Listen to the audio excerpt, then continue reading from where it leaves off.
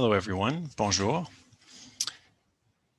So it's the start of our forum today. I'm sure people will be trickling in along the way. I want to say hi. My name is Nicholas Moyer, and it's my pleasure to welcome you to this opening session of the Cooperation Forum.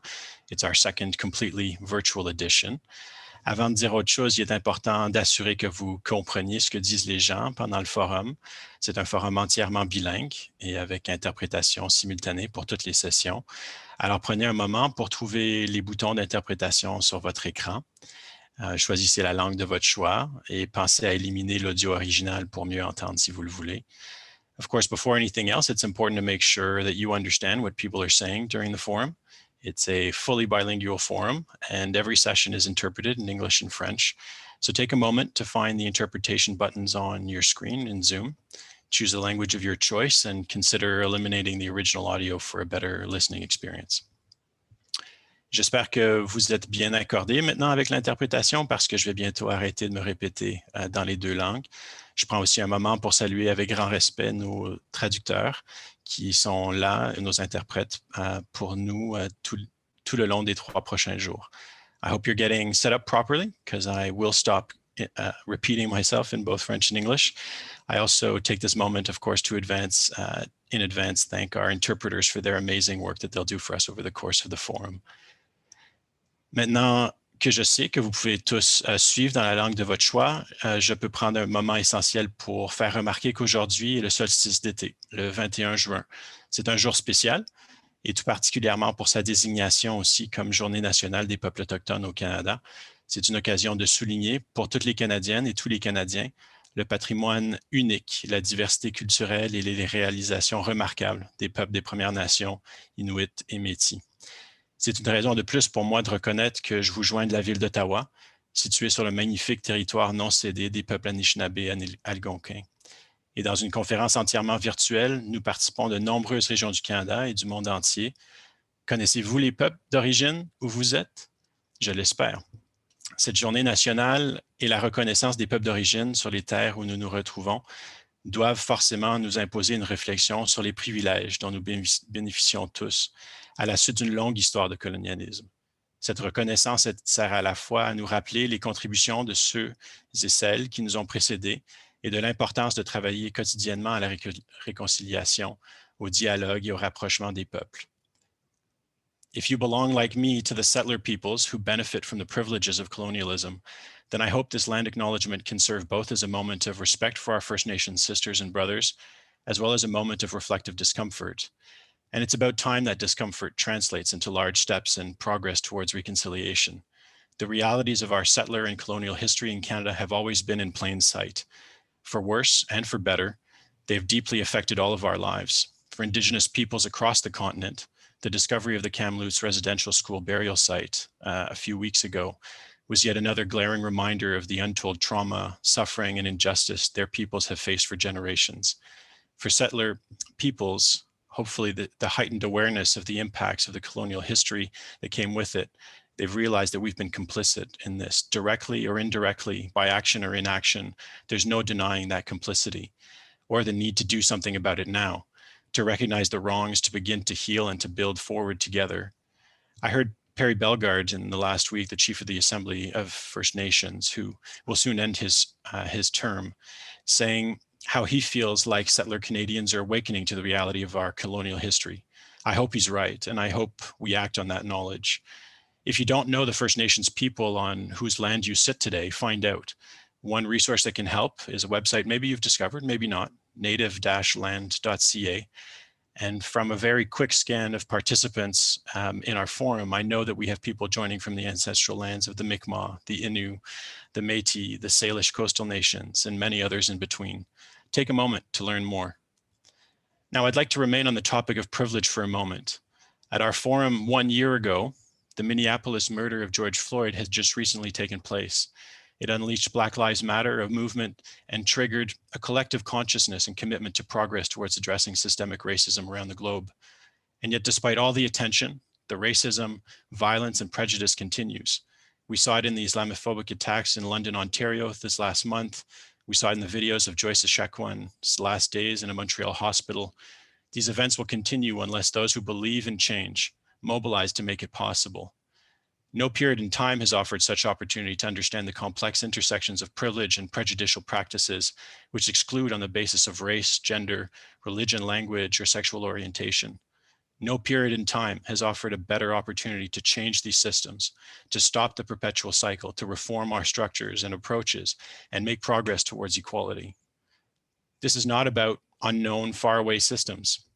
It's about us and our systems, our work, our organizations, our values of equality and justice. Since last year's forum in June last year, it's been extraordinary to see how our sector has recognized its responsibility. We've built an anti-racist agenda together, begun giving it form, co-created commitments, started to collect data and baselines. There'll be more on that later today, and much more to come, I think, in our collective work. Si vous êtes comme moi, ces enjeux soulevés dans la dernière année vous provoquent plus de questions que de réponses.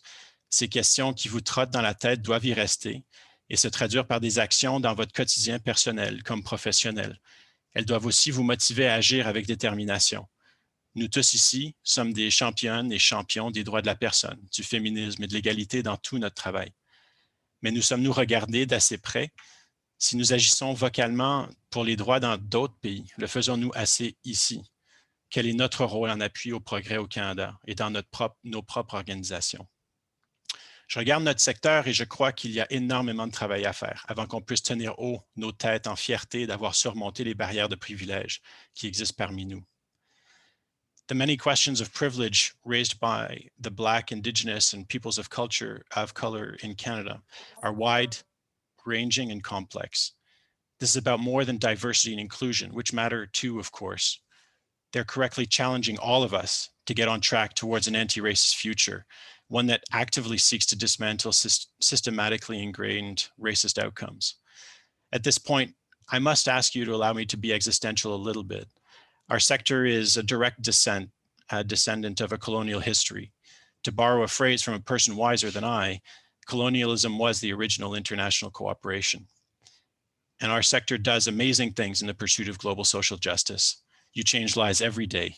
Yet we also know that privilege, money, and influence are in the North.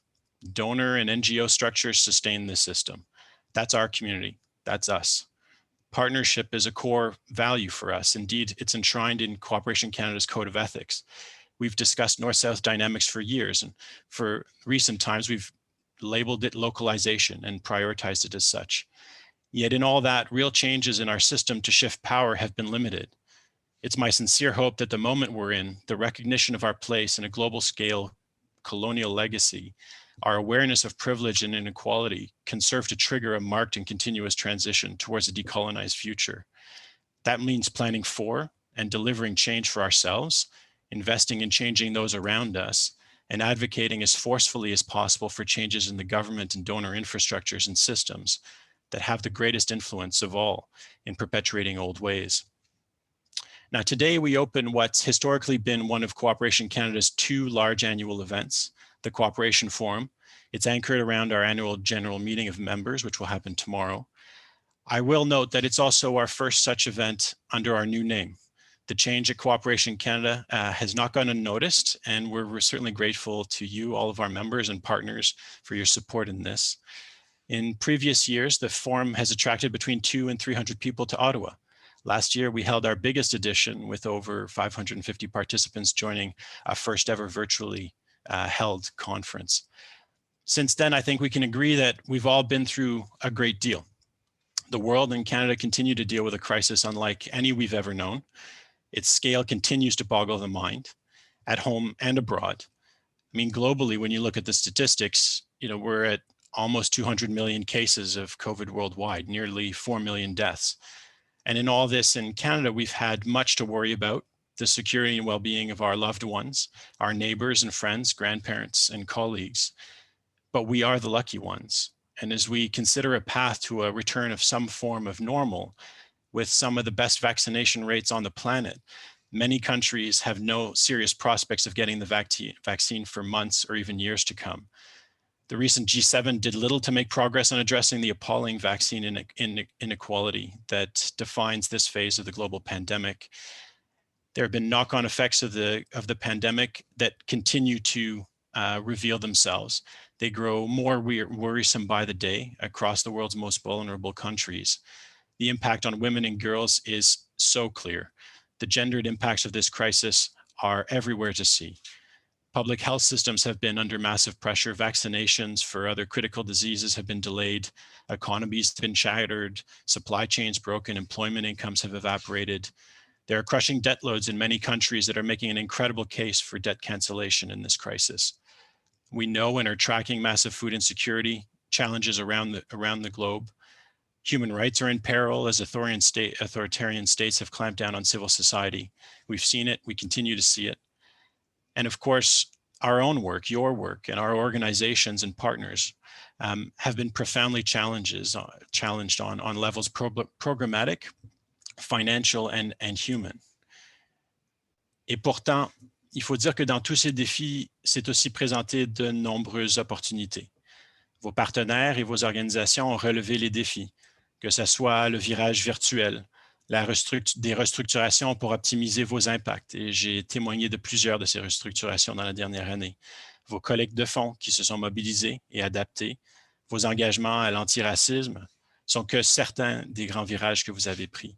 Vous avez saisi le moment, travaillé ensemble, centré vos efforts sur l'appui aux partenaires, un résultat remarquable, et que nombreux dans le secteur sont maintenant peut-être mieux outillés pour les années à venir, plus résilientes. Ce que l'on souhaite tous est que nos sociétés puissent aussi être plus résilientes.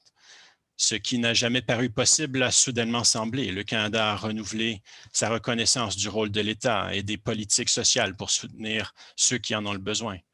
Un revenu minimum universel sous d'autres noms, la reconnaissance des rôles essentiels des personnes les moins payées dans notre société, une politique nationale de services de garde pour enfants aussi.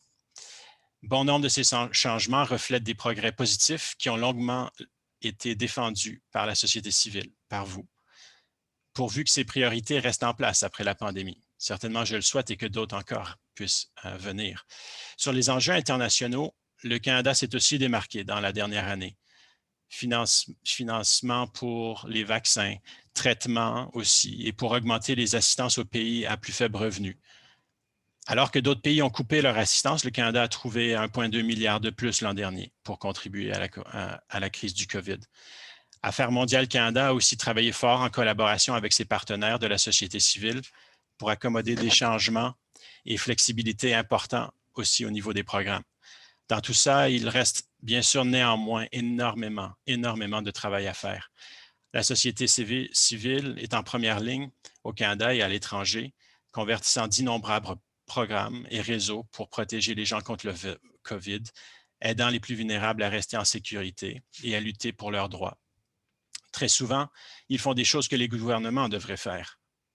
And so I say again, if any moment in our lives has called for us to rise to the challenge of building a better world, it is this one.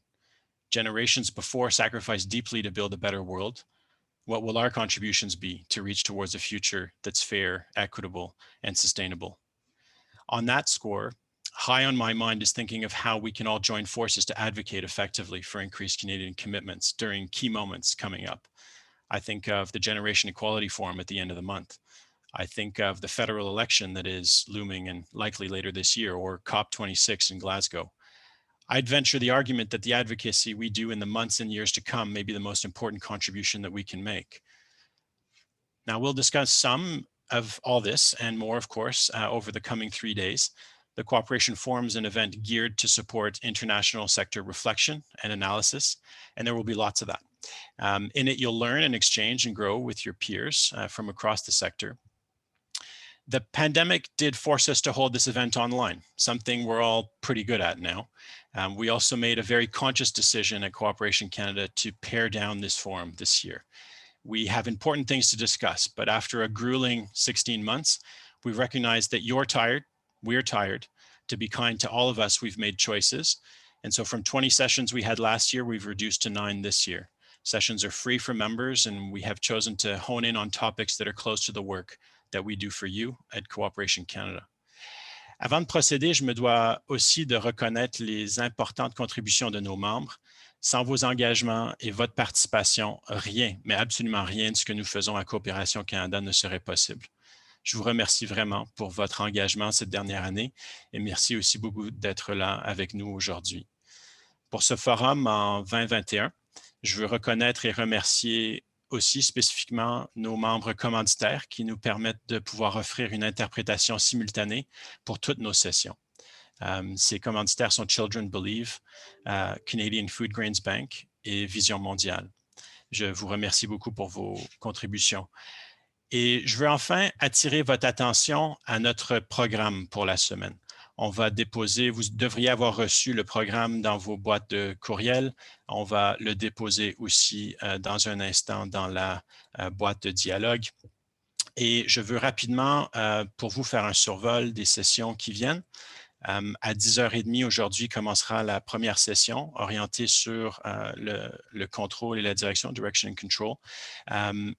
On parlera ensuite cet après-midi du lancement d'un rapport de mise en situation sur notre secteur par rapport à nos engagements antiracistes. J'espère que vous ne le manquerez pas. Nous serons joints aussi par la ministre Gould qui fera des remarques à cette session-là. Et finalement, cet après-midi, nous parlerons de se préparer pour l'élection fédérale. Donc, ce que vous pouvez faire, ce à quoi vous pouvez vous attendre pour s'assurer que nos enjeux soient présents dans l'élection qui s'en vient. Tomorrow, we will have our AGM in the afternoon. I hope you'll join us. It will be preceded by an armchair discussion with Deputy Minister of Global Affairs Canada on the International Development Portfolio, Deputy Minister Leslie McLean. And after our AGM, I hope you'll stick around because we're going to be doing an hour-long session really looking at member input into our work. We want to workshop what you think of the work that we're doing and the priorities that we're setting. On Wednesday, we will then have a number of sessions. We'll be looking at preventing sexual exploitation and abuse and ongoing work that our sector is doing in that space. And then we'll have 2 working sessions, looking at policy priorities by and for cooperation and asking our members to help us shape how we move forward in that space. And then finally, we'll be talking about ethics in international development and specifically in communications. This is us building on the work of our code of ethics and hopefully with you continuing to expand our work there. So I will end briefly, but not before thanking everyone on the team at Cooperation Canada. You'll see them pop up throughout this week. I hope that whenever you do, you'll take a moment to thank them for their really great work. And, you know, they really are amazing and they're committed to the work they do for you. I hope you know it already. I hope you can express it to them when you get a chance. I also really hope you have a wonderful cooperation forum.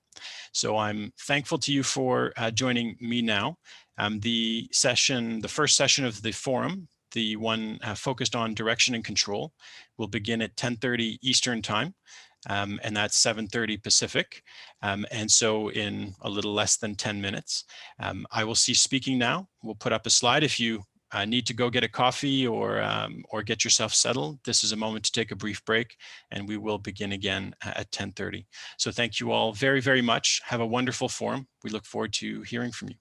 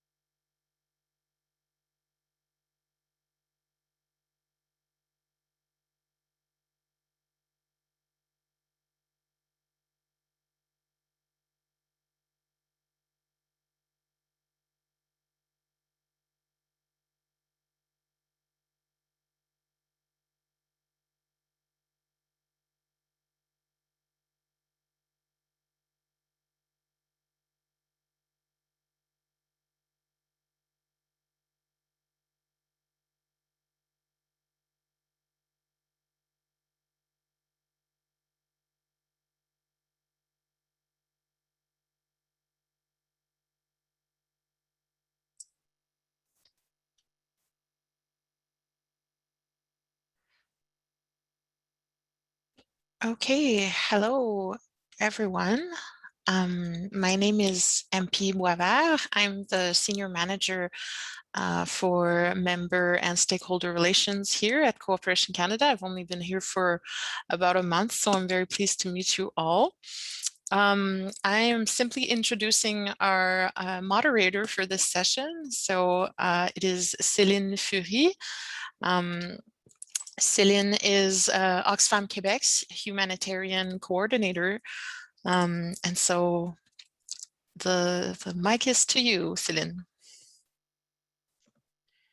Merci beaucoup. Bonjour à tous, bonjour à toutes. Je m'appelle Céline Fury, coordonnatrice humanitaire chez Oxfam Québec. I hope you can hear me well. Comme Nicolas Moyer nous a invités à le faire plus tôt, je prends le temps de reconnaître que je me joins à vous aujourd'hui, non pas seulement de Montréal, mais de Tiohtià:ke, territoire de la nation Kanien'kehá:ka Mohawk, qui n'a jamais été cédé et que je salue solidairement. When I came back to Canada 8 years ago, I didn't know about this thing called direction and control. I had been working in different field offices of a UN agency, together with several national and local partner organizations. The agency received significant public funds from Canada. Yet while all donor governments were being periodically reported to in Geneva, I didn't see Canadian dollars being singled out and tracked specifically. It's only when I started my job as humanitarian manager at Oxfam Quebec in Canada that I discovered the eccentric treatment that Canadian resources are supposed to receive, with separate accounts, tailor-made projects, and authorizations from Canadian program officers thousands of kilometers removed from the action for the slightest change in planned activities, which in conflict and disaster settings is, you will know, a weekly, if not daily reality. On peut comprendre que les notions de diriger et contrôler n'aient pas toujours été mal perçues. Dans les années 50, qui ont vu naître la loi canadienne sur l'impôt, exiger d'un organisme de bienfaisance qu'il exerce et suive de près ses activités, y compris à travers un tiers, visait sans doute à garantir au public un certain contrôle de qualité, tout comme le logo de l'Association dentaire canadienne au dos de l'emballage du dentifrice, par exemple. À l'époque, cette exigence cherchait aussi à éviter des transferts d'argent sans fin d'un organisme à l'autre sans que cet argent ne bénéficie concrètement à la communauté. But times have changed in the charitable sector. Both in Canada and internationally, collaborative efforts, pooled funding, and equitable partnerships with local respondents have become the norm. Decolonization has gone further than the political concepts and made its way into our minds, ways of working, and attitudes towards both the developing world and Canada's First Nations. International cooperation is having to be reconfigured as donors based in the global north are learning to add value in more humble ways, no longer as actors themselves, but as supporters of capable and trustworthy agents of change stemming from the contexts experiencing crises and poverty. Yet, the rules of the game lag behind this evolution in practice. And the Canadian exception, as it's called in Oxfam's Global Confederation, and I know in a few others, this exception remains in the regulatory framework, complicating the lives of Canadian charity staff and deflecting precious resources from essential charitable work. But perhaps not for too long anymore. Because over the last 6 months, there have been significant developments towards bridging this gap. Last November, the Canada Revenue Agency updated its 2 direction and control regulations, respectively governing charities outside and inside Canada. Then the Advisory Committee on the Charitable Sector issued a number of pertinent recommendations to the Minister of National Revenue, particularly in the first of its 2 reports produced in January of this year. And then in early February, Senator Ratna Omidvar tabled Bill S-222 to amend the Income Tax Act under the title of the Effective and Accountable Charities Act. Shortly after that, in the same month, 37 top charity lawyers signed an open letter supporting this legislative modernization. With almost surprising swiftness, the bill has been approved by the Senate last Thursday. It's very fresh and will now be taken up at the House. So we're extremely pleased to have with us today representatives of all actors involved in these proceedings. Senator Ratna Omidvar, proponent of Bill S-222, a longtime advocate of a regulatory improvement for the charitable sector, a sector she knows intimately. Tony Manconi, Director General of the Charities Directorate within the Canada Revenue Agency. Kevin McCourt, President and CEO of the Vancouver Foundation and member of the Advisory Committee on the Charitable Sector, as well as John Clayton, Director of Programs and Projects for Samaritan's Purse Canada, who at the end of the session will present us, cooperation practitioners, with tangible ways to contribute to this important opportunity for reform.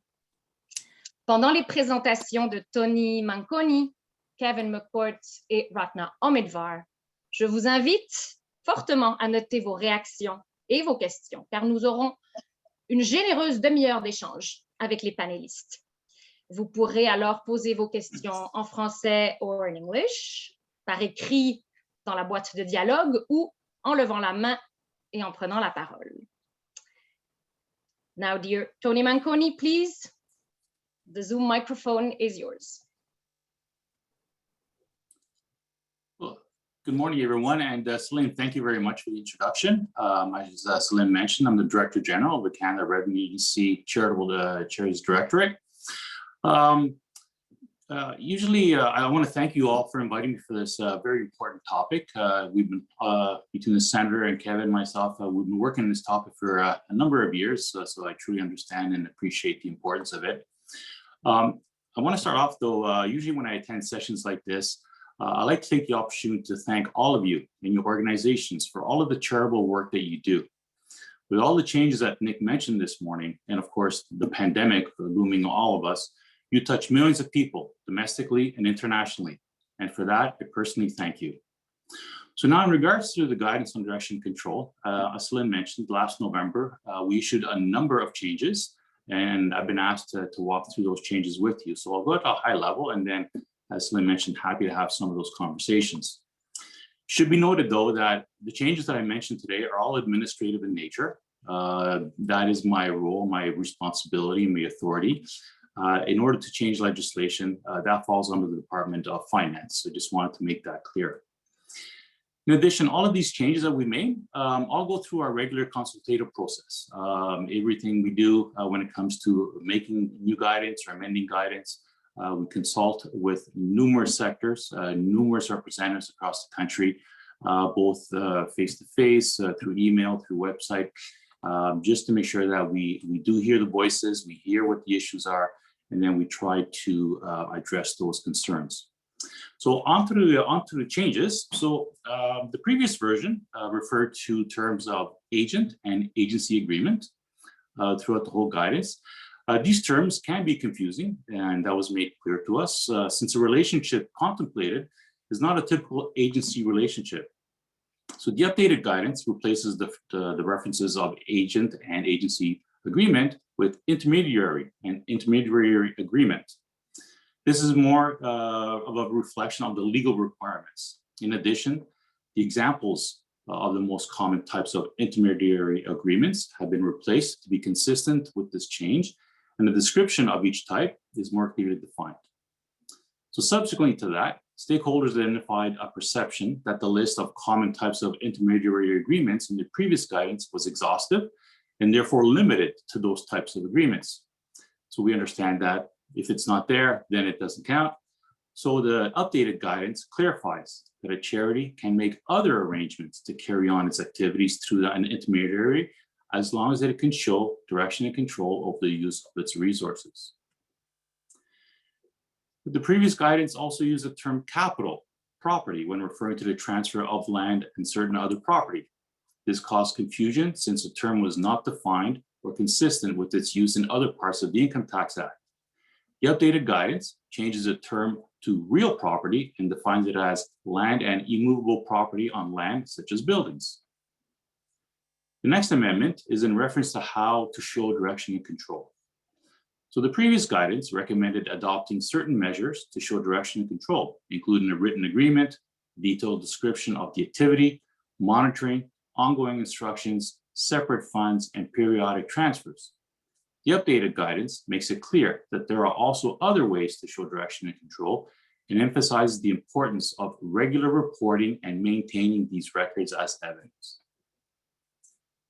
The previous guidance also stated a one-time activity where the amount of the resource is minor, that is under $1,000. A written agreement is less important. So the updated guidance increases that amount to $5,000 for a one-time activity. This is, we believe, is more reasonable for small projects where other forms of communication can show direction and control. In line with that, the next amendment related to separate bank accounts. So stakeholders shared that requiring an intermediary or maintain separate bank accounts for charity funds were sometimes onerous, costly, and unnecessary. The updated guidance states that a charities fund do not have to be kept in an intermediary or separate bank account, as long as they can clearly separate and identify the intermediary's books and records. The records should have sufficient detail to ensure all funds are fully accounted for and support the expenditures. This relieves administrative burden while maintaining accountability. We also heard that stakeholders expressed confusion as to what the CRA considers adequate books and records. The updated guidance provides examples to show that CRA's risk-based approach to books and record requirements. The examples show that the CRA might typically consider to be adequate books and records for high risk and low risk. This will help charities more easily comply with the income tax requirements and the CRA's expectations. There was also confusion regarding CRA's requirement for source documents. The updated guidance clarifies that while a charity should have source documents to support expenditures, such as a receipt, originals are not necessarily required. It notes that scanned documents are usually acceptable as long as proper imaging practices are followed. Previous guidance also made reference to some charities as heads of bodies of other charities, which was potentially confusing as that phrase had a different and specialized meaning in the other guidance we have in terms of heads of bodies and internal divisions. The updated guidance replaces the phrase head body with affiliate and provides a clear description of issues that can arise between charities and affiliated organizations. So overall, the previous guidance was published in 2010 and some information was dated. The updated guidance incorporates new case law, improved examples, plain language, and ensure more clarity and accuracy. So I welcome everyone to contact us if you have any questions as you're changing your work, as you're trying to explore other ways of doing your work. Give us a call. We're here to help. We want to make sure we can make your lives a little bit easier in trying to apply these conditions. And note that we don't want to tell you how to do the work. We're just trying to help out in making sure that you remain compliant. And like I said, give us a call and we can help you out through your endeavors. Thank you.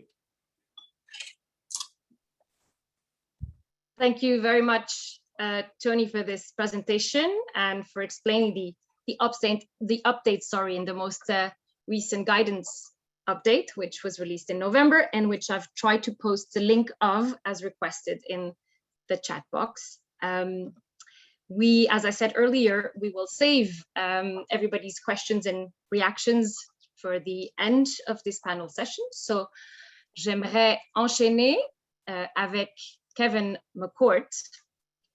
Kevin, the microphone is yours. Merci beaucoup, Céline. Thanks, everyone. Glad to see some familiar names in the participant list. Some of you may remember me from my years at CARE. I was at CARE for 21 years and before that at WUSC. So hello to some of my old friends. As mentioned, I'm currently at Vancouver Foundation and also on the advisory committee of the charitable sector. And as I was asked to speak about this, I was going back through some of my notes, and it was pointed out to me that the first conversation that some of my colleagues recall having with the Canada Revenue Agency on direction and control were back in 1985. And, you know, I was actually in school in 1985 on my international development studies degree at University of Toronto. And little did I know then that our paths would converge and that I'd be talking about direction and control in 2021. But it's, as those remarks note, that for years, advocates have been asking for the rules around direction and control to be revised to allow charities to focus on meeting their charitable objects and not parsing out their charitable activities. And I want to just take a little bit of a sidebar here to talk a little bit about some earlier experience I had in helping focus on purposes, not activities. And it's the panel that I was part of that revised the rules around political activities and Canada Revenue Agency.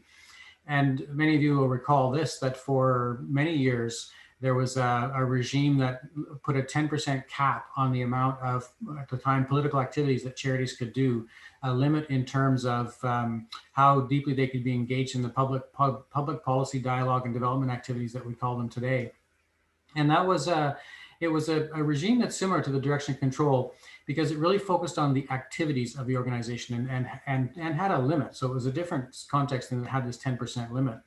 But similar purpose of those conversations was to get the regulatory regime to allow charities to work in pursuit of their purposes without a regime that was complex in managing their activities, and in this case, putting a quota on them. And also on the timeline, it was actually also long-standing regulations subject to a series of audits starting in 2012 of charities. Our panel was formed in 2016. We issued our report in 2017. New legislation was tabled in 2018, and CRA put the rules and guidance out in 2019.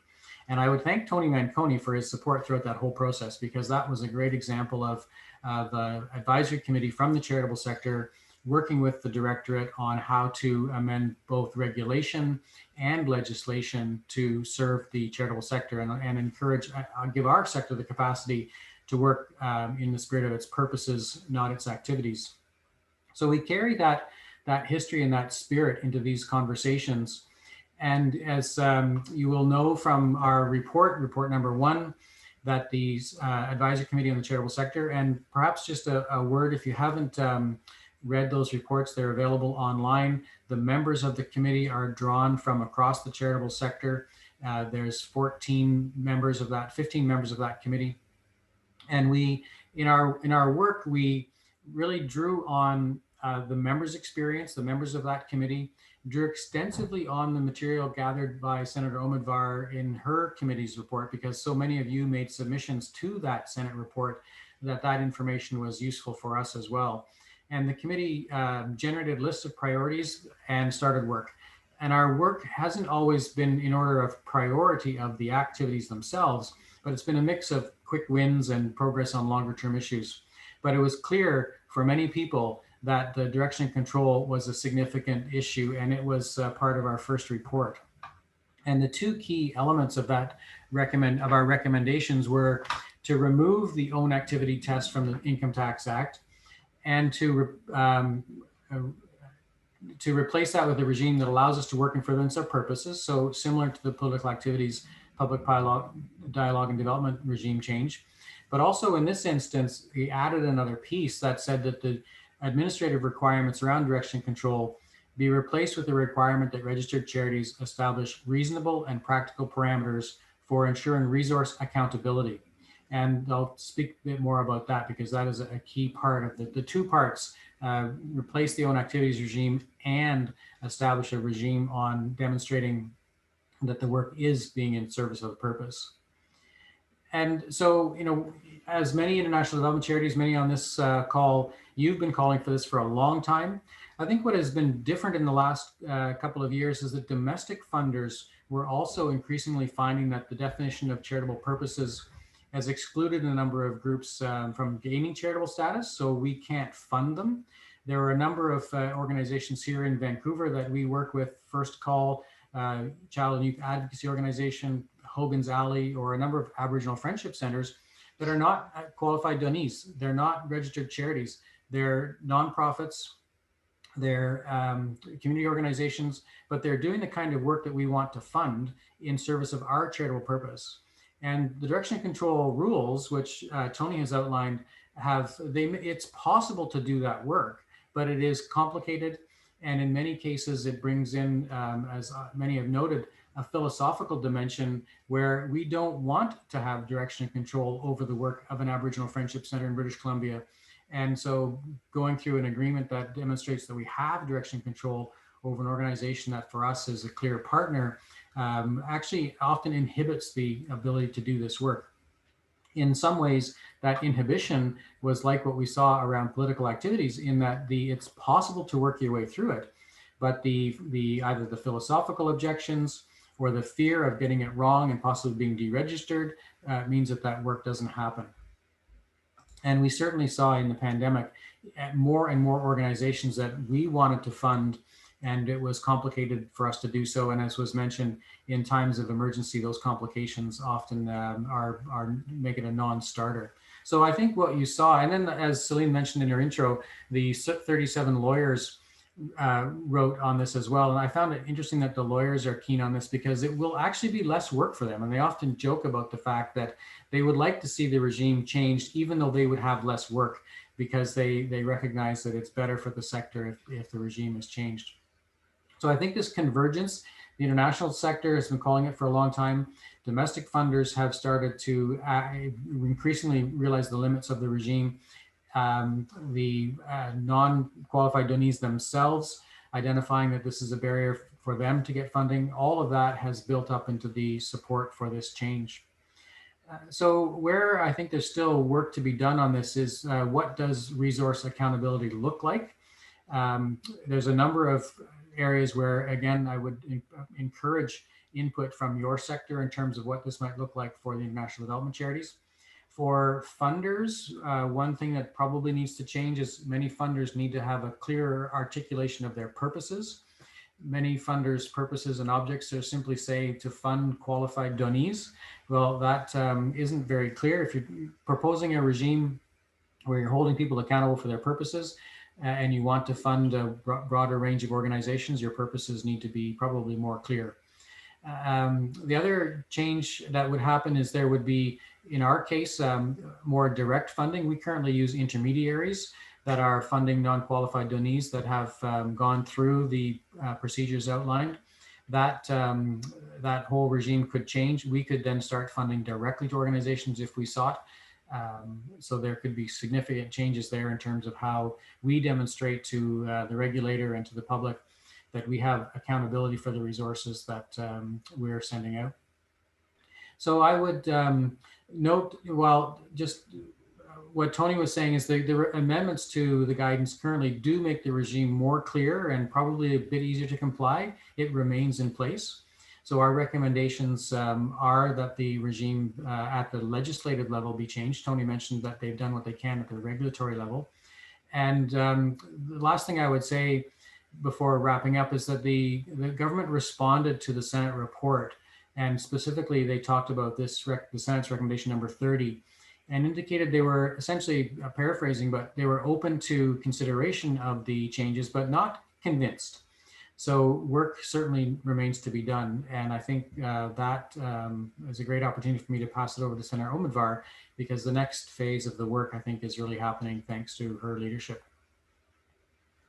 Thank you very much, Kevin, for this overview of all that's been done. Also thanks to you, Tony, but also giving a perspective on everything, all the work that lies ahead of us. And with that, yes, I would love to turn to Senator Omidvar to help us zoom in into the legislative reform efforts, and more specifically Bill S222, which is swiftly moving forward. Senator Omidvar, thank you. Thank you so much, Celine. That was such a terrific stage setting that you did. I no longer feel the necessity of deconstructing own activities after your comments and Kevin's comments. And I also think Tony's presentation clearly outlined what the regulator can do, and I think we all know that the solution to the problem that we find ourselves is not in regulation, but in legislation. And that's what I have done. But before I get to the particulars of S222, I wanted to make a point that perhaps I would like to underline every time, that the current law, which stipulates that charities must fulfill their charitable purpose through their own activities unintentionally is an example of systemic racism, because it requires charities to behave in a manner which is oppressive, controlling, and not in keeping with, our modern day aspirations of local empowerment and partnerships. And this is true both internationally and domestically. I think we all recognize that when charities work internationally, they are best advised to work with local partners and move away from what someone these are not my words, but someone else's word, move away from expressions of colonialism, which leave a bad taste in the mouth that only the West knows best. But domestically as well, it has prevented indigenous charities, indigenous organizations, and racial justice organizations from partnering with charities and participating in the philanthropic space. I will just mention that for international charities, the legal costs that are borne are extensive because of costs of education that must be undertaken to all parties of the agreement, the policy documents, the separate protocols and processes, ultimately reducing the funds for charitable activities so that you can be accountable under the law as it is currently framed. I have a wonderful example from Samaritan's Purse about the amount of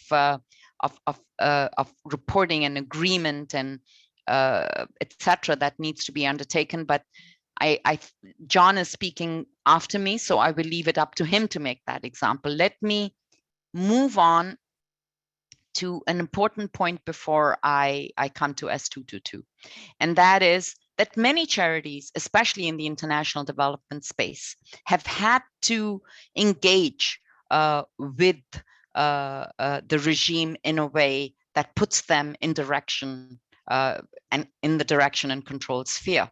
And they've engaged in, they've developed these intermediary agreements or agency agreements. But I will say this, and I'm not a charity lawyer, but I have hung out more with charity lawyers in the past year than I would have imagined.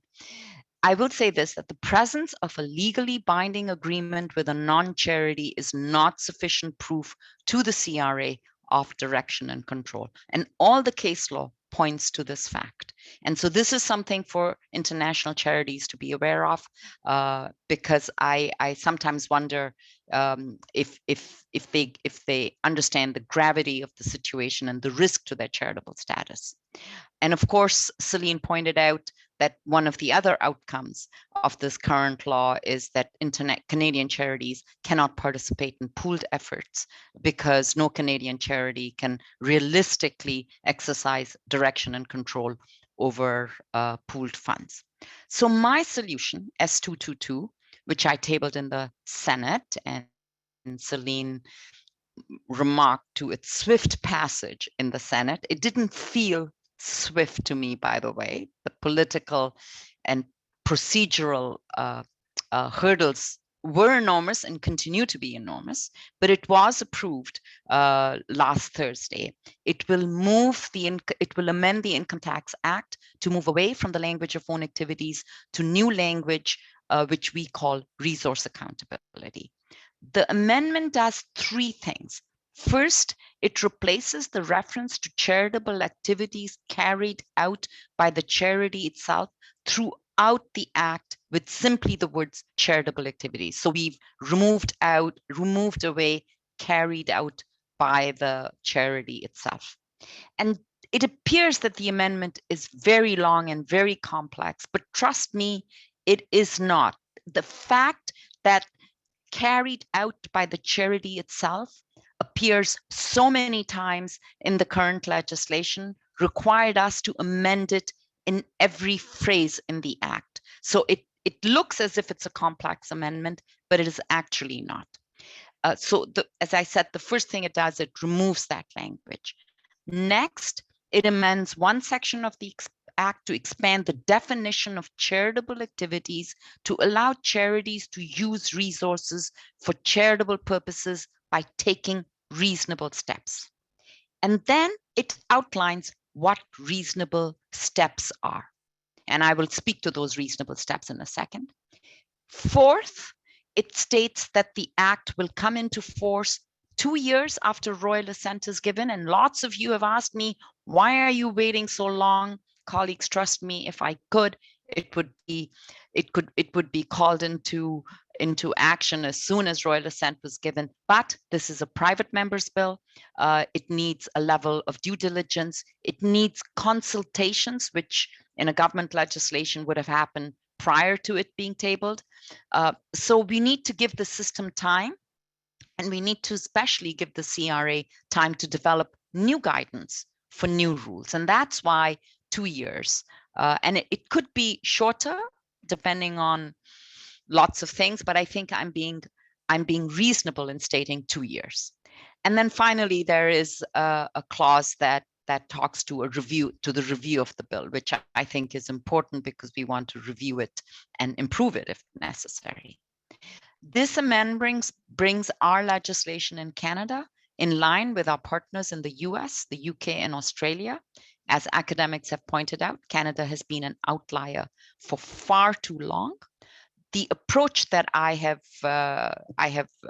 developed, resource accountability, sort of ensures that charities and non-charities can both be empowered here in Canada and overseas without losing any measure of accountability over the expenditure of charitable dollars. It is not an either or, and I think it's been wrong to position this as an either or narrative. It must be an and. We must have accountability because accountability is really important, but we don't have to have it in the way that we currently now practice.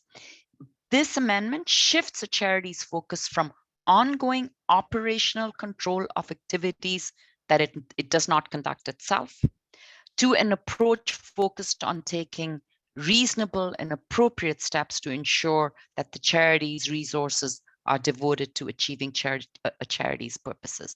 And it provides the CRA with a reliable working framework that resources will provide benefits while protecting the tax assistance that charities receive. So as I said, accountability is paramount. How will we assure it, and what do we mean by reasonable steps? So here are some words from the bill. The charity will engage in full due diligence upfront, will develop agreements on the deliverables and the activities, budgets, reporting, timelines, outcome, impact. Very much the way you do it probably right now. The non-charity will be required to provide full accountability to the charity for receiving and reporting on the use of funds as per the timelines agreed on. When these agreements are complete, the non-charity will report to the charity how the money was spent, how the resources were used, and what outcomes and impact was achieved. But the non-charity will not be controlled or dictated to by the charity as it delivers on the agreement that it has signed. The project management will rest with the non-charity. Financial control will rest with the charity. In this way, the amended Act will allow charities to move away from operational direction and control as the sole measure of accountability and replace it with upfront due diligence, financial control, and reporting as a measure of accountability. And the charity would no longer be required by law to act as if it was the project manager, which the charity lawyers have pointed out is a legal fiction. So, as I said, should the language in the Income Tax Act change, the CRA would clearly then have to undertake new consultations to develop new guidelines. They could include, and I'm just blue skying at this point, add additional questions on the T3010 form on the scope of resources that a charity spent with a non-charity, for example. So where do we stand today? The Senate approved this amendment. I want to say that there was unanimous agreement across the chamber from all parties. The critic of the bill, Senator Don Platt, who is the leader of the opposition in the Senate and a powerful force, stood up and committed his party wholeheartedly to this change. and all my colleagues, and you know, the beauty of the Senate is that almost every senator is affiliated with the charity, and they understood quite intimately what the bill was about. Where does it stand today? It now goes to the House of Commons, and in the audience, we have the MP who I am privileged to work with, who will take it through the House of Commons through their process. And that MP is Conservative MP Philip Lawrence from Coburg. I hope he is still in the room. He had to, I know, go to a meeting. Yes, he is. Oh, he is. So he can clarify if he wants to, what the process is. We do face some really challenging hurdles, especially in terms of time, because we are at the end, as you know, of a parliamentary session. If an election is called before we return in September, then this is all for history, and we will have to start all over again. But I am convinced the second time around will be easier, and then we can move it to the House of Commons sooner rather than later.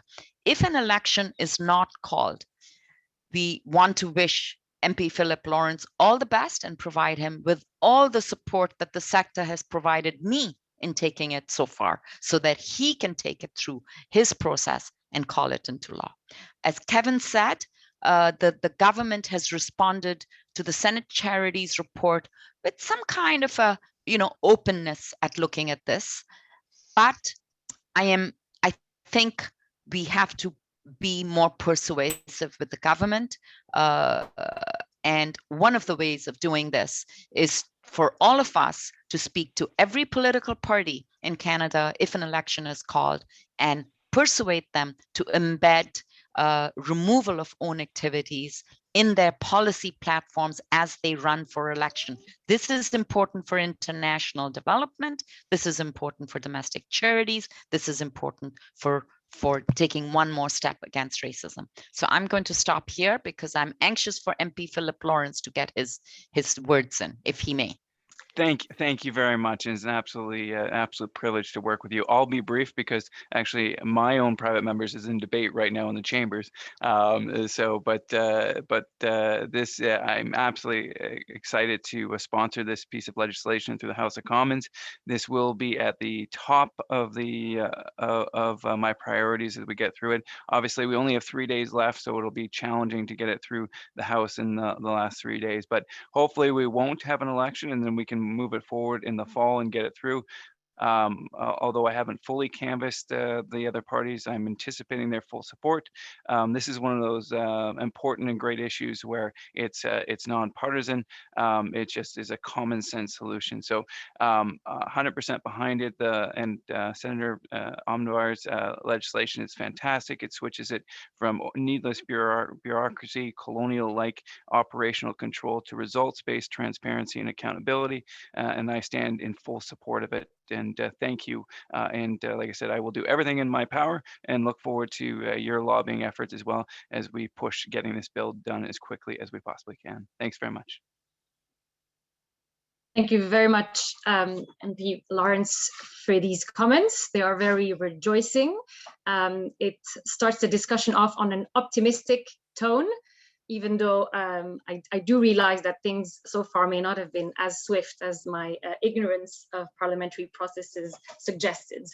Thank you, really, to all three panelists. I would now like to invite our participants to ask their questions. Maybe some of the concepts that have been presented need further unpacking. Maybe you do have some doubts, some questions. It seems there's great unanimity in the sector, but this is a safe space. If you have doubts, please share them. So the floor is to anyone who would like to raise their hand. And if I can't see you raising your hand, please unmute yourself. You can also write in the chat.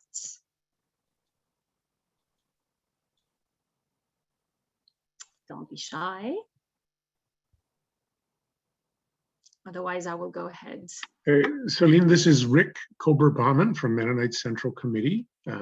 Thank you for your bringing us together and facilitating here, and really appreciate the presentations. Thank you all. I wonder, maybe this is for the senator. And we've talked about this a lot, and I've certainly heard John Clayton speak to it as well. I wonder if we could get a very concise definition or description of what we mean by resource accountability. I know it's widely used, but I would find it helpful to have that even more tightly defined if we could. Absolutely. So what I will do is I will ask my staff who is online to post the bill on the chat, and the bill actually goes into detail about what we mean by resource accountability. It will obviously, our definition of resource accountability will have to be put into practice and assessed. But we felt it was important not to leave the definition of what we mean by resource accountability to regulations, but to embed it right in the legislation. And it is this: due diligence, agreements upfront, agreement on deliverables and activities, budgets, timelines, and reporting, full accountability by the non-charity to the charity, and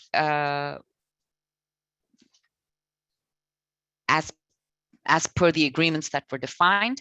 Think of it as a contract between two partners. The agreement is formed.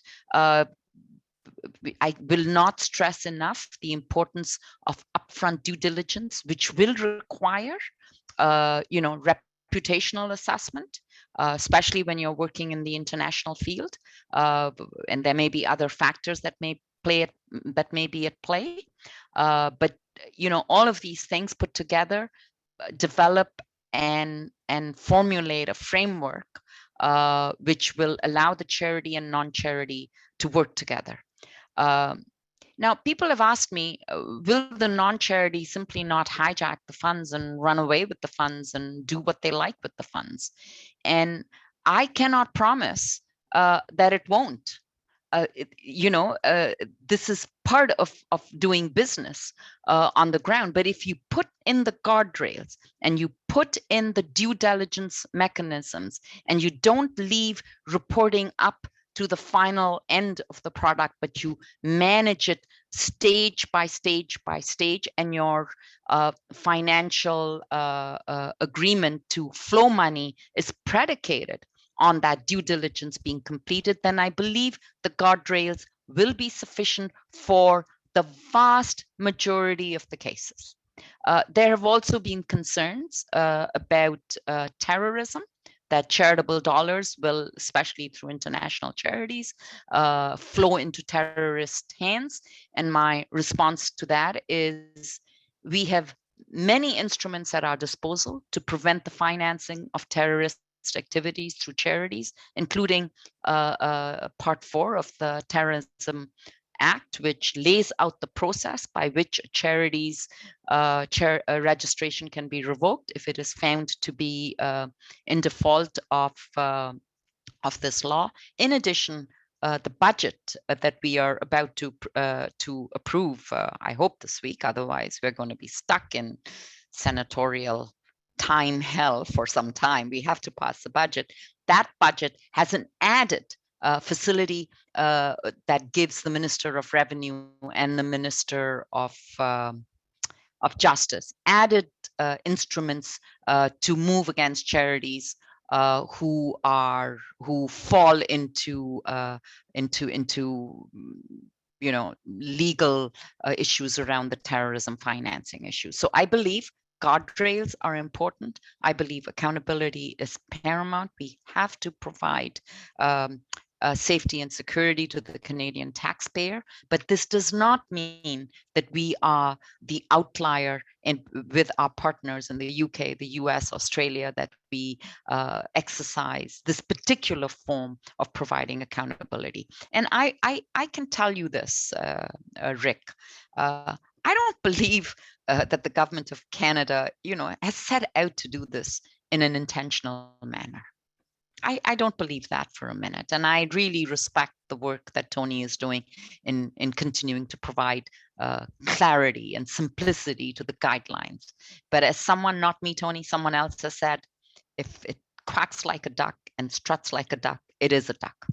and we must change the legislation to this.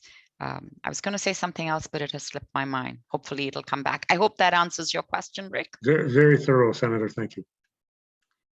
Thank you both. We do have ample time to continue with the discussion, actually, over half an hour still. There is a question or two in the chat box. So what can be done in advance to ensure that even after this law passes and goes to the federal departments for interpretation, the guidance notes don't become onerous and directive again? So I don't know if Tony Manconi, you would like to start reacting to this, or the other panelists, and maybe elaborate a little further also on the next steps that would be taken within the CRA if this law is adopted in terms of regulation setting. Sure, Celine, maybe I can just kick it off. So again, we would have to analyze what the changes of the rules are, the changes of the law, and then from there look at what type of guidance we would have to put in place. And then one of the reasons why the Senator mentioned, this 2 years of implementation, we do a consultation process. It does take time because we want to make sure we get it right. But we would have to look at the transparency, the accountability to make sure that it is still there. And the Senator, emphasized that, but we need to make sure that from one law to the next, that the transparency is there. We do have one of the most generous tax regimes in the world. As we all reference ourselves to other countries, we are very generous with our funds. So we need to make sure that all, donations, tax dollars, all these funds, they're all safeguarded properly. And that's why we do need some of these controls, and to make sure that, the charities are accountable when they issue the funds to other donees or qualified donees or not. So it will be a process. It will be a pretty heavy process. From a quick glance of the law, it is quite a big change. There will be a lot of work in determining, what is reasonableness and how do you define reasonableness? What do people anticipate reasonableness to be? And then, we talk about due diligence. Well, if it's there today and if it's there tomorrow, what's the difference? So a lot of work to analyze, but like I said, we'll go through a consultative process as we normally do to make sure we hear from the sector. I should add that the term reasonableness in the amendment uses the legal definition of reasonable man. I don't know why it is man, but that's the law. I don't quite get it. I wish Terence Carter was in the room. He would have explained the concept of reasonableness as it is currently understood in Canadian law. And that would be, Tony, another aspect of the discussion we'd have to, engage in. Absolutely. And our big challenge is how do you operationalize all these things, right? So what is reasonableness? What's a reasonable report? What's a reasonable budget? And all these things. So yes, quite challenging going forward. But if I may suggest, Tony, not as challenging for the sector as the new law would be. Certainly there will be growing up pains. We will have these sort of adjustment issues for some time, but. Thank you. I think Kevin had a few comments to add as well on this. Yeah, I just wanted to add in the question that was, how can we ensure that the restrictions that come out, the new guidance, isn't onerous and directive? I would just like to comment on, I've been now working with Tonia's department since 2016, and there's been a significant mind shift, I think, under Tony's leadership in terms of wanting to see the Charities Directorate as enabling the sector and pushing that sentiment through the guidance, that it views its purpose as, and putting words into Tony's mouth here perhaps, but of enabling the sector to reach its full potential. And we're seeing that in revised guidance throughout the organization. I think it also stems from Minister de Boutilier's own background, her having spent much of her career in the social services sector. And and the fact also that another area where CRA has been significantly shifting their communications is to really emphasize that the control process of CRA is education first and deregistration last. And that is a significant, if we're in the charitable sector now, we certainly saw this around political activities and others. Many think that if you cross the line, you're immediately going to lose your charitable status. And that sentiment is so pervasive in the sector that that's a lot for the sector to overcome. But I would just reiterate that what we've seen from the department and the staff that we've been working with in Canada Revenue Agency and Ministry of Finance is a real shift towards enabling the sector and not trying to shackle and control it. Thank you, Kevin. I see Lee had follow-up comments. Lee, I don't know where you are, but would you like to ask this follow-up question yourself instead of me reading it? If not, I will read it. So Lee mentioning, I think I understood the senator to say the proposed due diligence definition includes agreeing for activities upfront. However, we know activities change regularly, especially in humanitarian settings. What would happen if activities change? By including agreement to activities in the legislation, would charities find themselves in counter to this new legislation if the activities change mid-course? That's an excellent practical practitioner type question. I appreciate that. I think one of the elements of an agreement will have to be changes to the agreement itself. This is normal as in business practices. And there's always a clause somewhere in agreement that changes will be, changes to the agreement will only be affected if, you know, step 1, 2, 3, 4. And I can imagine that the charity will want to be informed about changes to the activities, to the nature of the activities or the scope of the activities or the place of the activities. You know, imagine disaster striking, but that there's always but there's always first a conversation, an agreement about the change of scope, which is then documented for the CRA, I imagine, and for the governance of the charity itself. I think one of the issues that has come to light during the last pandemic is the need for robust governance in the charitable sector, or more robust governance, I should suggest, because of various narratives that have preoccupied us. I won't take the name of the charity in question, but we all know who we're talking about. We need to make sure that governance is value-based and mission-driven, outside being, you know, in coherence with the law. Governance of international charities also needs to be modernized in a way that it can meet the challenges of tomorrow. And I would imagine an agreement that that includes a reasonable, you know, taking the reasonable approach, that there are reasonable steps to change and modify agreements should conditions change. Something like that. I'm not a charity lawyer, but the lawyers will have a heyday, at least in the first few months of this. Thank you, Kevin or Tony. Did you want to add anything about this issue of change in activities before we move to the questions from Nicholas and Catherine? From our side of the house, you know, charities change activities all the time. We know that, you know, they'll start off small as an organization when they first get registered with charitable status. They evolve, they want to do more, they want to do bigger. Activities change. And as I mentioned in my opening remarks, our 1-800 number is open. People want to change their activities. They're not certain of the rules. By all means, give us a call. We'll walk you through them. We'll see what those activities are. And our job is to make sure that you remain compliant. But as Kevin said, we are not out there to go and look to revoke charities. That is not our goal. We want to help, we want to educate, we want to support. Lately, I've been using the phrase, we're here to help you help others. So by all means, give us a call. And that, you know, changing activities is today, people will be changing activities tomorrow. We understand that, that's part of business. So like I said, give us a call and we can help you walk through that. Thank you very much, Lee. I hope your concerns and questions have been addressed. If so, I'd like to move to the question from Nicholas in the chat box. So we hear of lots of alignment on the need to reform direction and control and of political parties, which is wonderful. My question is whether there is any opposition. If so, what is this and how can our sector assist in addressing any concerns to facilitate the legislative process? I imagine that question is for me.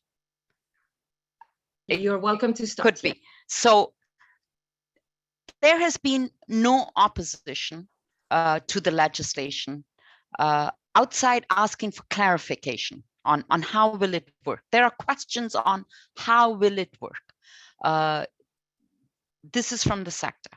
As far as the political parties are concerned, the Conservative Party of Canada has been most upfront about wanting to change the legislation because they understand that the regulations, changing the regulations is not enough.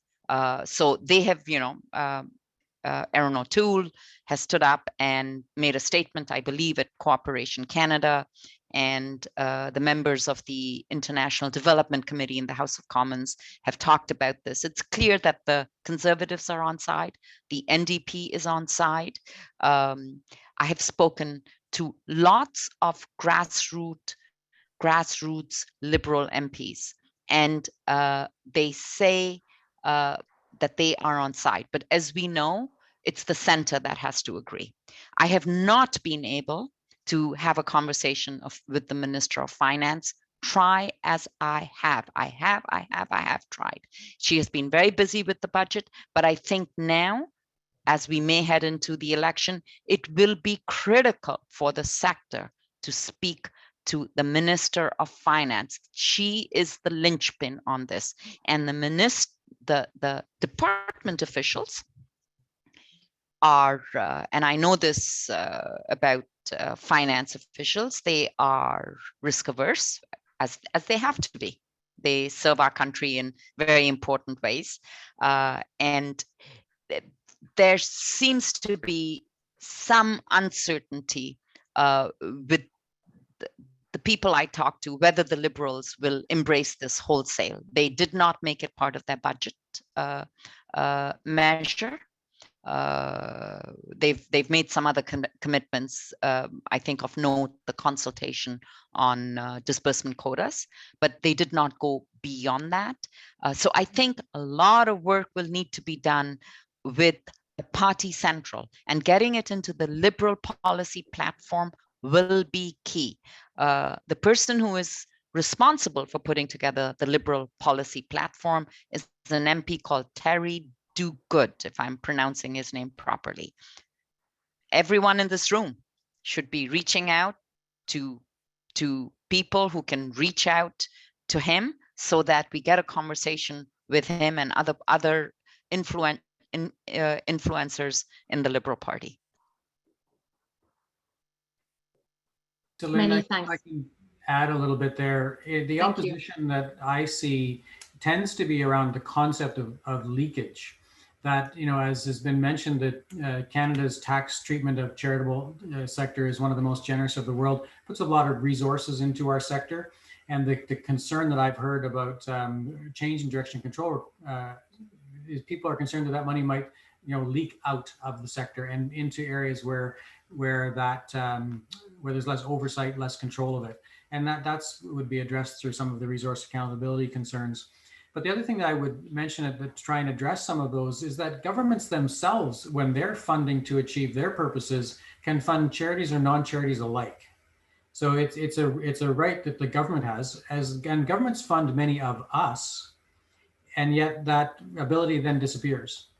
So it's an interesting challenge to say, well, you have the same ability to fund qualified donees and non-qualified donees to achieve your purposes. Our sector, which works so closely with governments to achieve your purposes, needs that same capacity.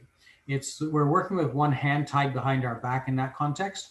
And I think when we're trying to address concerns about a lack of oversight and control and money going into a sector that's not the charitable sector, can address that by pointing out that governments and the private sector all can do these things, and they still manage to maintain appropriate levels of control over and resource accountability for the resources they have. Why do you think we can't do the same thing?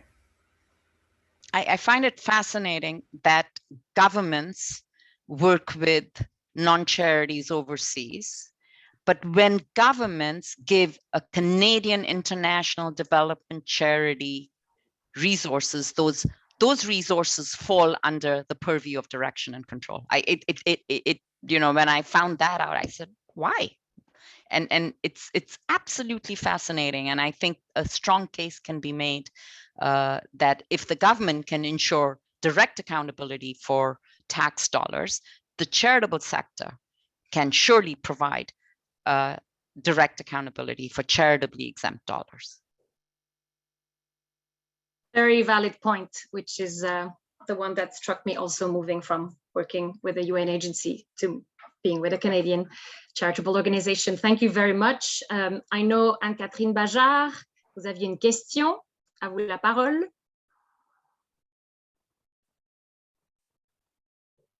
Oui, bonjour. I just had to smile and broader the last few minutes, because things that I wanted to say were about the principles of trust versus the principles of control.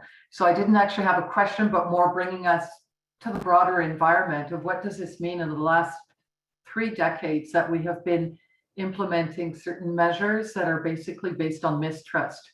But just now when I heard Senator Omidvar talk, and also Kevin, I just felt, okay, well, I shouldn't be preaching to the converted in a way. I hate that expression, but really for me, there's a moment to talk about public engagement and understanding of the government's bodies as well, that there is a social science that is valid, that says how when you mistrust, you actually create more lack of accountability. Personally, I've been managing over the last 20 years programs, and the bigger they are, the more control there are, the more fraud and loss there have been, and the more we've invested in just the mechanisms of it. So it's just like this horrible cycle, which actually led me to quit the sector. I had a very lucrative job. I was overseas having the expat life if I wanted to, and there was no way I could be accountable for the amount of loss that there was. I couldn't personally take it. I couldn't organizationally take it. And we had created it because the staff and the partners that we had now believed that they were there being treated as if we mistrusted them. So they didn't have ownership.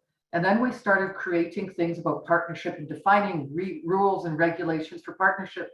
When the partnership principle is gone, you can have all these controls and mechanisms. We're going to be constantly chasing after that. So this is not about changing what any of us here on this forum are thinking, but about the type of advocacy we need to do in public engagement and with our government bodies, about the value of social sciences, the fact that there are no founded concerns of sufficient weight about the loss there would be if there was less control. I'm just really enjoying what you've been saying, Senator Omidvar. And thank you very much for that, and Kevin and Tony Manconi as well. Thank you. Merci, Anne-Catherine. Would any of our 3 panelists like to respond to these remarks from Anne-Catherine and the inputs from social sciences about trust versus control? I would just reiterate how trust-based philanthropy is becoming more and more common parlance practice amongst funders.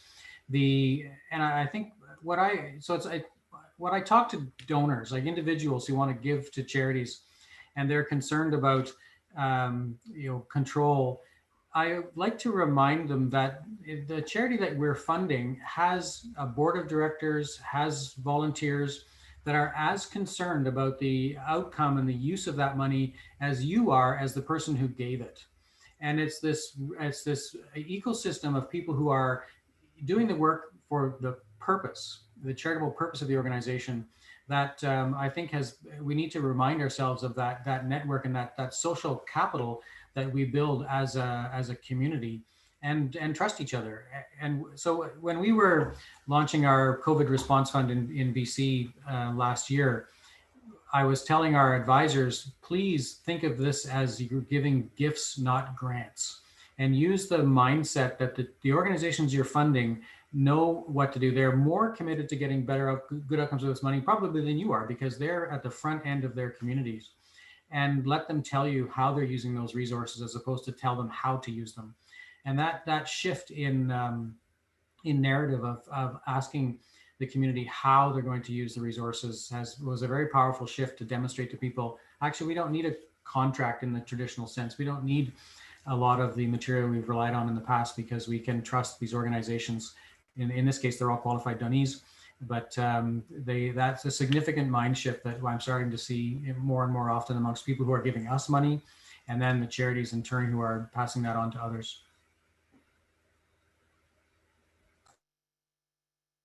Thank you, Kevin. Would anyone else like to pose a question before we give the floor to our colleague John Clayton? This is Rick Kober-Bauman again. Please go ahead, Rick. I think especially from Mr. McCourt, I've heard more today in this discussion than I think I've heard in the past about the possibility of charities passing funds to what we would now call non-qualified donees, people that are organizations that are not registered charities. And that's feeling like it's more central to this than what I'd understood before. And yet there's good reporting that would go with that. Is that a source, and I think I'm directing my question to you, Kevin, is that a source of much of the hesitation that there has been in us moving in this direction? Or is it the perception that the controls on existing charities are already are going to become too lax? Is it the addition of the so-called non-qualified donee, or is it the perception of relaxing the requirements on the charities that are already being funded by charities? When it comes to, so speaking of my experience at Vancouver Foundation, for us to fund a charity, it can be as simple as we cut a check and put it in the mail. And there's no further requirements necessary because they're a qualified donee, we're giving them a grant. It's the same as individually. If you write a gift to a charity, you just cut a check and send it or do an e-transfer. So the idea that the charitable sector is essentially a walled garden, that everything that happens within that sector is regulated, transparent through the T3010s. There's a lot of confidence that what's happening in that sector is transparent and well regulated and working according to purpose. It is about the money that leaves that sector, leaves that universe of regulated charities. Internationally, it's been the case. So you're funding organizations that, you know, almost by definition are not qualified donees and could never become qualified donees in the Canadian sense. That's increasingly desirable in Canada, where domestic funders also 31 tomorrow. Donees. Oh, right back at it. Is, what I would point out is that the not sure where the background noise isn't coming from me. The non-qualified donees, the nonprofits are not nearly as transparent in terms of reporting to the general public. Whereas we all fill out our T3010s and they're publicly accessible, nonprofits fill out a T1044, but it's not publicly accessible. So there's a lower level of insight into what's happening in nonprofits than there is on charities. And that is part of the concern, is that, well, your money is going out of the charitable sector into another sector that is regulated and managed, but not in the same way that we are. So it shifts, that is one of the concerns, that there might be less transparency at the macro level in terms of how funding is moving once it's leaving the charitable sector, because you can trace it inside our sector from the funder to the recipient and put the pieces together. It becomes less, with the current set of tools, more difficult once that money starts going to non-qualified donees. So I would say there is a recommendation in the Senate Charities report that the non-profits returns should be available to the public in the same way that charities returns are available. We have not had a response to that outside, you know, maybe we will explore it. I will also point out, and this is a political response to your questions in the audience, Canada, as we well know, there are roughly $45 billion, I think, of tax money that is lost to Canada because of tax tax avoidance. No, tax evasion. That's the right word. Tax avoidance is legal. Tax evasion is illegal, and the tax evasion takes form when Canadians park their money overseas in other countries and remove themselves from tax accountability to the Canadian public. This is a political response. I will suggest it is far more important for Canada to get its hands on that money than it is to continue to over-regulate and over-control charities and non-charities as they try and further their charitable purpose.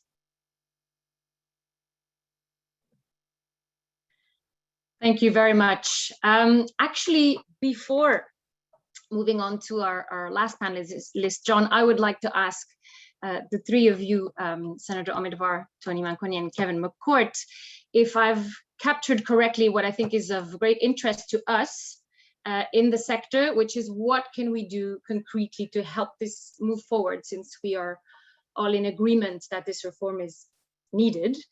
So I've written down a few notes about the importance of our organizations getting involved with all political parties ahead of a potential election to influence their electoral platform in a way that includes this change in legislation to remove the requirement of own activities and subsequent regime of direction and control, to also use our relationships with the current government and maybe specifically the Ministry of Finance, if I understand your comments correctly, Senator Omidvar, to also have this ministry on board with the required changes and the one that Bill S222 is proposing.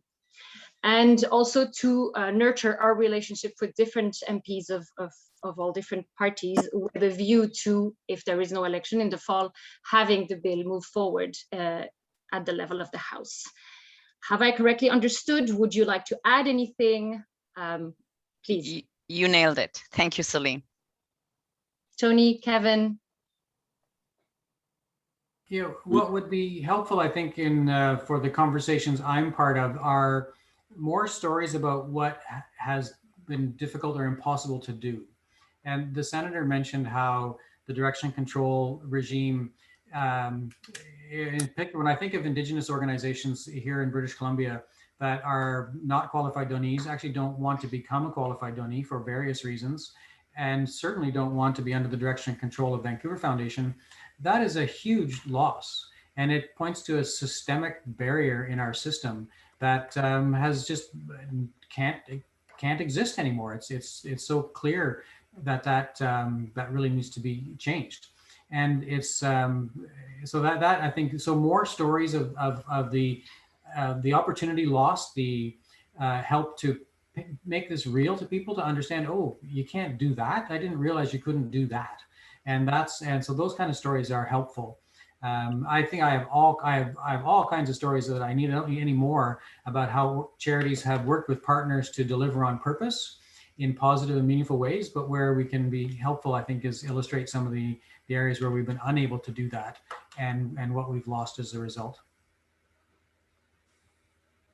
Thank you very much, Kevin. And I must say, this is a great opportunity for people from the international cooperation sector to also liaise and get to know better the difficulties that are faced because of the same regulatory and legal framework by our colleagues doing charitable work inside Canada. And this is a very interesting exchange indeed.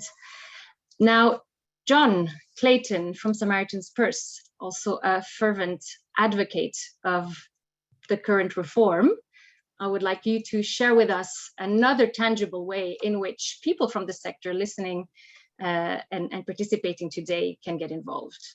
Yes, well, thank you so much, Celine. Thank you for leading us here today, and for Senator, for your words and insights, Tony, Kevin. It's great to hear from you again. I just was retrospective this morning, looking back. It's June of 2021, Senator, June of 2019. You and Senator Mercer released a report on the charitable sector, and I think was really a catalyst. It was called Catalyst for Change, and really has been a catalyst over these last 2 years in moving forward this one issue about direction and control. What I observe here is that we have a lot of ideas, and Nick's comments earlier were about bad ideas that have had a huge legacy on our country and on how we've engaged domestically and internationally. And I think what's clear now to everyone is that own activities is a bad idea. So what we're dealing with is sort of a historical bad idea, and we're talking about new ideas. I think they're good ideas, but they're going to require work. Getting rid of the bad idea isn't a matter of if, it's just a matter of when. So we need to work on that. But excuse me. The reality we need to face is we're going to need to work on these new ideas and to come up with our own contributions to help shape what that new world looks like. So earlier, Lee asked some questions of what can we do to prevent this new resource accountability framework from becoming more onerous? And the reality is we need to get involved. So Cooperation Canada has working groups. And what we're talking about is forming a new working group to improve our regulatory requirements. And we're really looking at a twofold mandate within that working group. We want to engage in collaboration and advocacy for changes to the Income Tax Act to get rid of the bad idea and to replace it with what has been proposed as resource accountability. Second, we want to ensure that Cooperation Canada members' best interests are considered as CRA develops new guidance. So we will work to seek to work with government, legal experts, and others in the charitable sector to provide those influences and inform the specifics of what future resource accountability will look like. So if you're asking, well, what are you looking for? And we've thought of these types of people that we're looking for to contribute and to be involved. And I think that's probably everyone that's on this call has the possibility of contributing these things. A willingness to dive deep into the specifics and details of this issue for the purpose of representing it to external audiences. As Kevin talked about, being able to replay the consequences and the real life implications of what direction and control means. Perhaps you have some background and familiarity with advocacy, or maybe you have a history working as a liaison with government and elected officials. Lastly, for this working group, we're looking for those that are motivated to see direction and control own activities come to an end, and those that have something to offer to contribute to the development of the new era of resource accountability. So if you're interested in this, all you have to do is to go to the Cooperation Canada website, look for the working groups. There's email connectivity to Ariane, who is the contact in Cooperation Canada.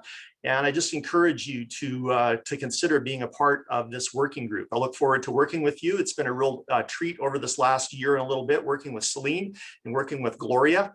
And we want to continue this work and continue to be a voice into getting rid of something bad, bringing in something new, and ensuring that it isn't something worse.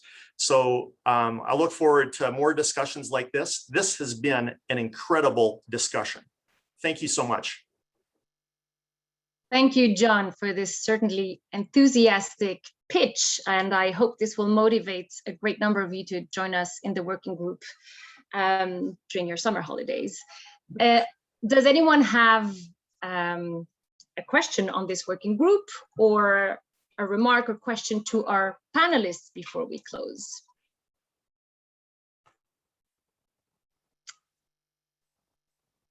Des questions, des commentaires, des réactions, des angoisses?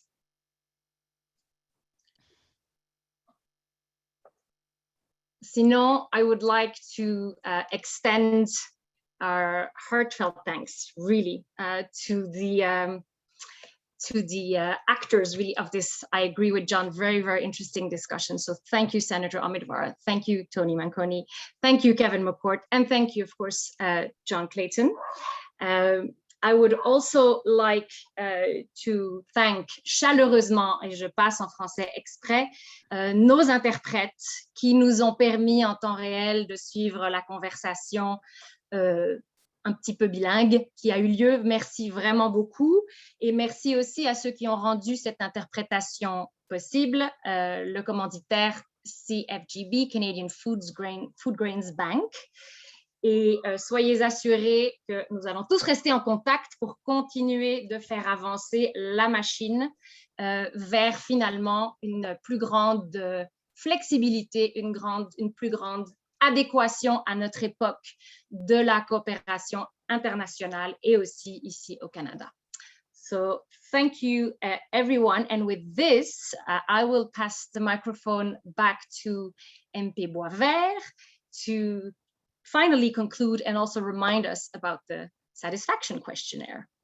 MP Boisvert, oui, à vous la merci beaucoup, Céline. Je vais prendre le temps de parler en français aussi.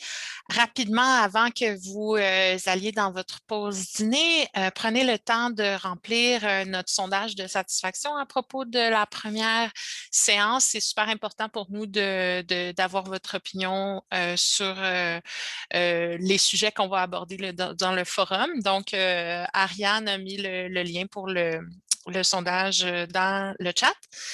Ensuite de ça, donc je vous invite à vous joindre à nous pour la prochaine session qui est à 1h. C'est le panel du Anti-Racism Task Force qui va nous présenter son rapport. Et donc ça, ce sera jusqu'à 2h15. Et ensuite, on aura un panel à 2h45 pour se préparer aux prochaines élections. Donc, voilà, si vous avez des questions en attendant, n'hésitez pas à m'écrire dans le chat ou par courriel mpboisvert@coopération.ca. Et voilà, on va donc fermer et on revient à 1h. Merci beaucoup. Merci, bon appétit. Thank you. Bye-bye. Bye-bye.